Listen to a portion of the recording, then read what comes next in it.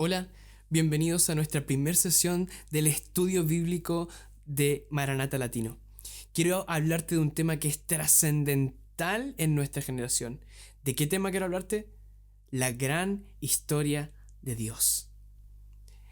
Para introducirnos en esta enseñanza, quiero hablarte un poco de algo que pasó durante la Segunda Guerra Mundial y de la importancia de estudiar las Escrituras. Nos encontramos con una iglesia en plena Segunda Guerra Mundial que no tenía mucho entendimiento acerca de su rol en la gran historia de Dios. Por ende, fueron cómplices y estuvieron silentes respecto a muchas atrocidades que sucedieron por no saber. Las escrituras nos advierten: mi pueblo perece por falta de entendimiento y de conocimiento. Donde no hay profecía, el pueblo se desenfrena. Y podríamos citar muchos textos donde Dios ha inspirado a los profetas y los escritores para decirnos: necesitan conocer la historia de Dios. ¿Por qué? Porque cuando tú conoces la historia de Dios, conoces tu rol en esta historia.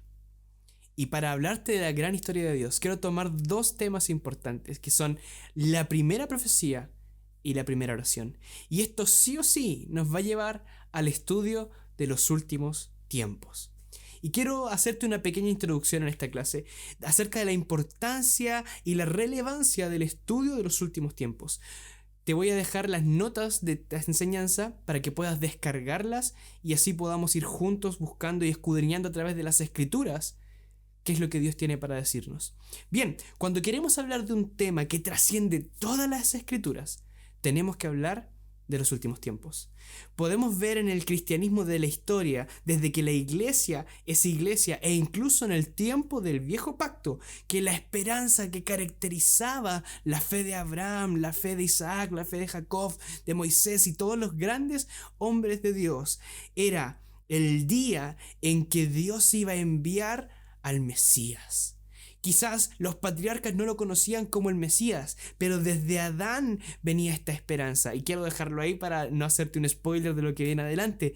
Pero entonces nos encontramos con la esperanza de que iba a haber un hombre que iba a liberar a Israel y iba a reinar para siempre. Y esto apunta directamente al cumplimiento de las profecías de los últimos tiempos.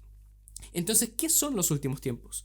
Cuando hablamos de los últimos tiempos, en hebreo Yom Hasharit, nos referimos al tiempo histórico, cronológico, que comprende el tiempo desde el ascenso de Jesús al cielo luego de su resurrección hasta su regreso al final de esta era.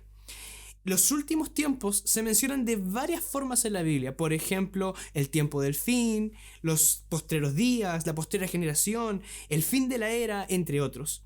Pero todos estos conceptos involucran a la iglesia en la historia. Ya que, por ejemplo, vemos al apóstol Pedro diciendo que ya estábamos en los últimos tiempos hace 2000 años en Hechos 2:17, citando parte de la profecía de Joel 2:28. Además de la implicación histórica o del significado literal, los últimos tiempos apuntan de manera específica a la generación que verá todas las señales que anteceden al regreso de Cristo. Y para entrar en este tema, vamos a hablar de la primera profecía. Como dijimos, los últimos tiempos están en todas las escrituras. De hecho, podemos ver la primera mención a los últimos tiempos en Génesis 3:15. Y esto es conocido en el ambiente teológico como el protoevangelio. Y dice así: pondré enemistad entre ti y la mujer, entre tu simiente y su simiente. Él mismo te aplastará la cabeza cuando tú le hieras el calcañar. En este versículo podemos ver prácticamente todo el plan de Dios para los últimos tiempos. Pero para explicar esto necesitamos ubicarnos en el marco contextual. Dios diseñó al hombre para ser su imagen en la tierra. Génesis 1:26 dice: y dijo Elohim, hagamos al hombre a nuestra imagen y a nuestra semejanza, y ejerzan dominio. Para que el hombre pudiera gobernar sobre la tierra y sobre toda la creación, Dios destinó que el hombre fuera su imagen y representación en la tierra. Ahora, sabemos la historia, conocemos qué sucedió. Adán y Eva, ¿cierto?, estuvieron en el jardín y los primeros capítulos de Génesis del 1 al 3 específicamente nos cuentan esto. La creación de Dios, la creación del jardín. Dios pone a Adán y Eva en el jardín y luego Adán y Eva cometen un pecado. Y el hombre, hecho a la imagen de Dios, no pudo gobernar la creación a causa de su caída. Pero Dios, hecho hombre, o sea Jesús, va a recuperar el gobierno de todas las cosas y cumplirá plenamente el plan de Dios profetizado en Génesis 3:15. El plan de Dios para la restauración de todas las cosas. Entonces, para ir desenmarañando esta historia de Génesis 3:15, Dios estipuló que el hombre fuera su imagen en la tierra. El hombre no pudo. El hombre cayó. Y aquí viene la primera profecía, la primera promesa acerca de los últimos tiempos. Dios le dice a Adán y Eva: voy a poner enemistad, ¿cierto?, entre ti, serpiente, y ti, mujer. Y tu simiente va a pelear con su simiente. Y luego agrega esto: pero él te va a aplastar la cabeza, serpiente, cuando tú le hieras el calcañar. Esto tiene implicaciones muy profundas. Ahora, supongamos por un momento que tú y yo no conocemos la historia de la Biblia. Solamente hemos leído hasta aquí. Esto fue lo que le pasó a Adán y Eva. Adán y Eva no sabían cómo iba a continuar la historia.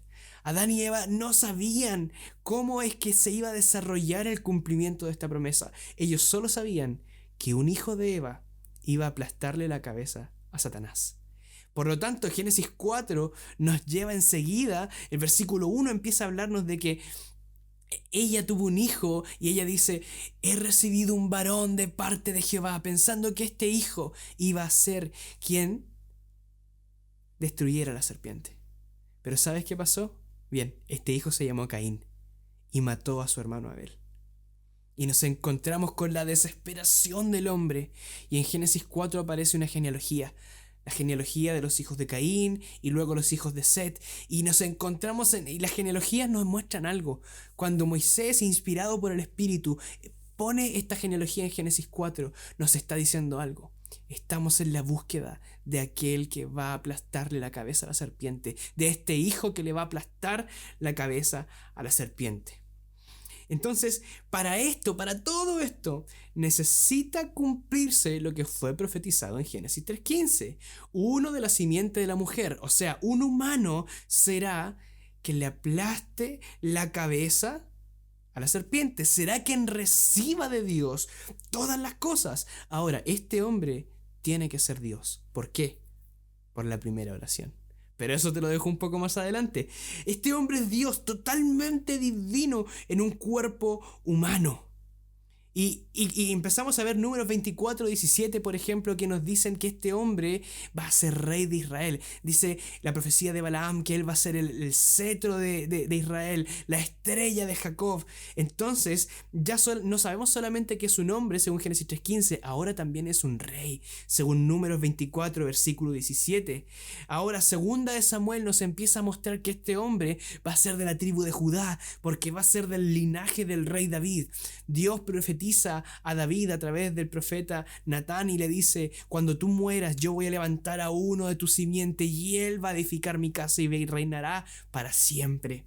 Y así la historia avanza con Salmos 2, hablando de cómo este hombre es engendrado por Dios y que Dios le dice: pídeme y te daré todas las naciones como herencia.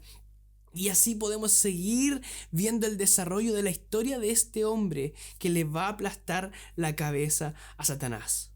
Jesús, siendo Dios, no necesita ser engendrado porque Él existe desde siempre y para siempre. Pero para dar cumplimiento a las profecías de Génesis 3:15, de Salmos, de Números, de Segunda de Samuel y muchas otras como Isaías, Jesús viene a la tierra para nacer como un hombre. Pero bien, estamos hablando de la primera profecía. Génesis 3:15 involucra el desarrollo de muchas de estas cosas y te dejé en las notas muchas otras cosas para que puedas profundizar al respecto. Pero quiero hablarte de esto. Génesis 3:15 es una promesa que Adán y Eva no olvidaron. Piensa en esto. Adán vivió 930 años. Adán conoció a 9 de las 10 generaciones que engendró hasta Noé. Adán murió aproximadamente 150 años antes de que Noé naciera. Y Adán le decía a todos sus hijos, nietos, bisnietos y tataranietos: oigan, yo caminé con Dios. Yo estuve en un jardín con Dios y vivía con Él. Y Él me prometió que uno de ustedes, hijos míos, iba a ser quien restaure todas las cosas. Y volviendo a Génesis 4, nos encontramos con la primera oración. La primera oración en las Escrituras está en Génesis 4:26 y dice así: entonces los hombres comenzaron a invocar el nombre del Señor. Esto no suena como una oración en español, ¿cierto? Pero tenemos que ver lo siguiente. La palabra invocar en hebreo viene de la palabra kará. Y kará significa decir ven, llamar, invitar. Entonces vamos a leer nuevamente esto. Y los hombres comenzaron a invocar el nombre del Señor.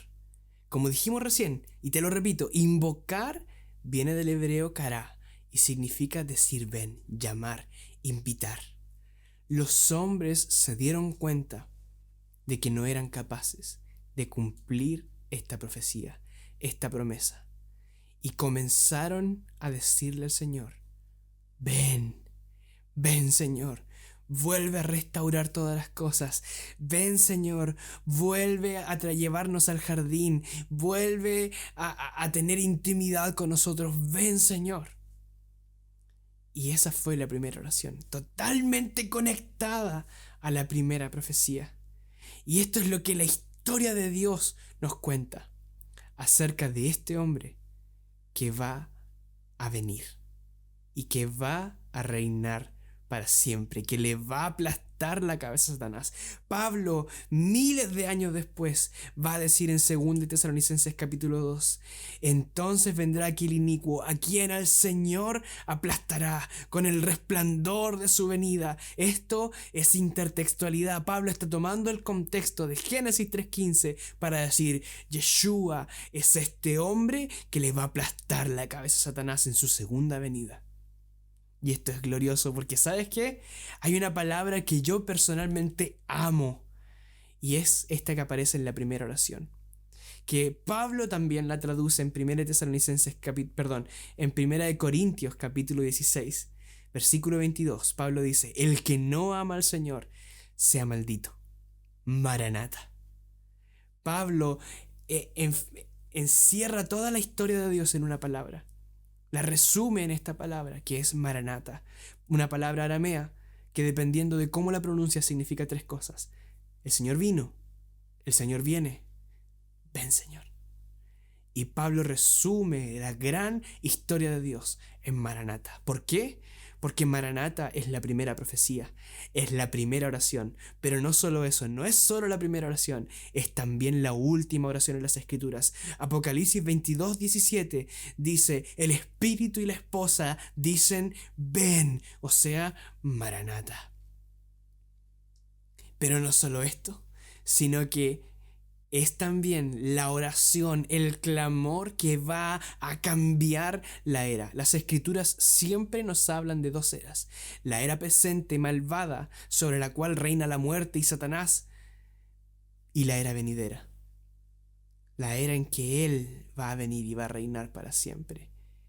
Y el cambio de estas 2 eras, de la era presente a la era venidera, se produce en esta oración. Cuando el pueblo escogido de Dios, cuando Israel diga Maranata, ven Señor. Joel 2:32 dice: y todo aquel que invoque el nombre del Señor será salvo. Invocar es decir ven. Todo aquel que le diga al Señor ven será salvo.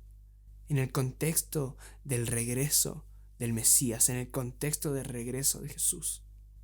Entonces, cuando hablamos de la primera oración, cuando hablamos de la primera profecía, hablamos también de la última oración, hablamos también de la oración que cambia la era, hablamos también de toda la historia de Dios. La historia de Dios se trata de ese hombre de Génesis 3:15 que según Números 24:17 va a ser el rey de Israel, que según Segunda de Samuel va a venir de la tribu de Judá, que según Isaías 9 va a ser Dios en un hombre, porque va a ser llamado el Padre Eterno. Ese niño va a ser llamado Padre Eterno. Según Jeremías va a ser un varón experimentado en quebranto. Según Daniel va a ser el Hijo del Hombre que tiene la autoridad del anciano de días. Según Oseas va a ser el segundo David y el segundo Moisés. Según Miqueas va a ser la estrella de la mañana. Según Malaquías va a ser aquel que hace levantar el sol de justicia. Y podríamos ver cómo todos los hombres y mujeres de Dios ansiaron la venida de este Mesías. Hubo profetas y profetisas que dieron su vida en el templo día y noche hasta ver a aquel que iba a redimir a Israel. Luego los apóstoles dieron su vida por ver aquel día en que ese hombre, su buen amigo, su mejor amigo, iba a regresar. Y la iglesia durante la historia ha clamado y ha gemido desde lo profundo de su corazón junto al Espíritu: ven, ven Señor.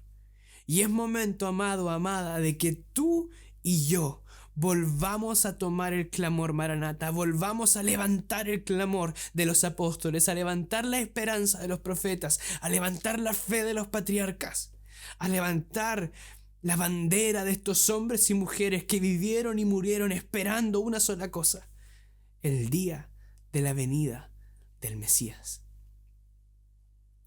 Tú y yo cargamos con el clamor de cientos de generaciones. Tú y yo cargamos con la esperanza de cientos de miles de personas que han muerto esperando por un solo día. Y ese día puede pasar en nuestra generación. Tenemos esa responsabilidad. Tú y yo, juntos, recuperando el clamor Maranata, recuperando la gran historia de Dios, anunciándola a las naciones, podemos, como Pedro dice, apresurar mientras esperamos su regreso. Y este es un tema fascinante. Como te decía, en Génesis 3:15 encontramos todo el plan de Dios. En las notas que te dejé puedes ver mucho más acerca de esto, de cómo esto se complementa con Daniel 7, de este hijo de hombre que es Bar Enaya, que es un hombre, pero que tiene una apariencia totalmente divina porque viene en las nubes de los cielos. Y como dice Salmo 68 y otros textos que puse en el material, solo hay uno que cabalga sobre las nubes. Solo hay uno que se mueve en los cielos. Solo hay uno que se representa con un torbellino de nube y fuego y rayos. Ese es Jehová, el fuerte en batalla. Ese es Jehová, el poderoso. Ese es Dios hecho hombre. Y no voy a seguir con lo que el material dice, te lo dejo para que estudies, pero quiero dejarte esto acá. La primera oración, la primera profecía nos dan a conocer la gran historia de Dios. Maranata, el Señor viene. El de Génesis 3:15 viene. Y viene pronto. Déjame orar un segundo para que podamos cerrar este tiempo. Señor, te doy gracias porque podemos compartir acerca de esta gran historia. Gracias, Señor, porque tú has puesto en nuestro corazón un deseo por conocerte.